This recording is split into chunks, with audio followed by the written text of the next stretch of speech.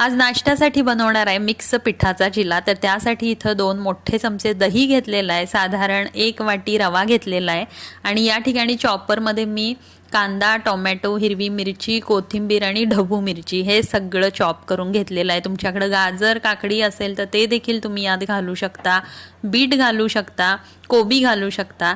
आणि आता रवा, दही आणि हे सगळं चॉप केलेलं साहित्य हे सगळं मिक्स करून घेतलेलं आहे आणि आता आपण यामध्ये घालायची आहेत पीठ। तर तांदळाचं पीठ, गव्हाचं पीठ, ज्वारीचं पीठ आणि हरभऱ्याच्या डाळीचं पीठ हे सगळी पीठं मी इथं या ठिकाणी अर्धी अर्धी वाटी घेतलेली आहेत। आणि आता यामध्ये आपण चवीनुसार मीठ घालायचं आहे, लाल तिखट घालायचं आहे। लाल तिखट मी यासाठी घातलं कारण मी जी हिरवी मिरची वापरली ती कमी तिखटाची होती, त्यामुळे मी यामध्ये लाल मिरची पावडर देखील घालणार आहे। तर हे सगळं साहित्य जे आहे ते आता आपण मिक्स करून घ्यायचं पाणी घालून। तर या ठिकाणी हळद, लाल मिरची पावडर, चवीनुसार मीठ, तुम्हाला आवडत असेल तर जिरा पावडर, धना पावडर देखील तुम्ही घालू शकता।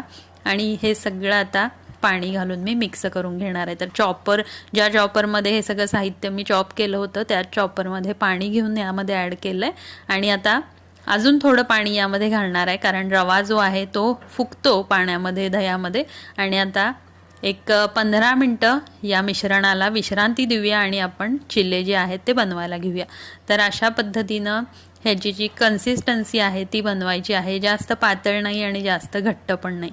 तर झटपट असा पोटभरीचा नाश्ता करून बघा, तुम्हाला देखील खूप आवडेल। इथं जाड तवा घेतलेला आहे, त्याला तेल लावलेलं आहे। तवा चांगला गरम झाला की त्यामध्ये आपण हे मिश्रण जे आहे ते पसरून घ्यायचं आहे आणि वरून थोडं तेल सोडायचं आणि दोन्ही साईडनं हा जो चिला आहे तो खमंग खरपूस असा भाजून घ्यायचा।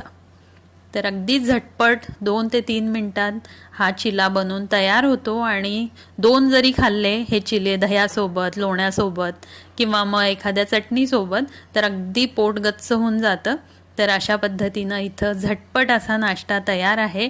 लोणी किंवा बटर याच्यावरती घालायचं आणि दही आणि ही शेंगदाण्याची चटणी। तर शेंगदाण्याची चटणीची रेसिपी देखील चॅनलवरती टाकलेली आहे, जरूर बघा। आणि या ठिकाणी आमचा आजचा हा नाश्ता बनवून तयार आहे। व्हिडिओ कसा वाटला जरूर सांगा। धन्यवाद।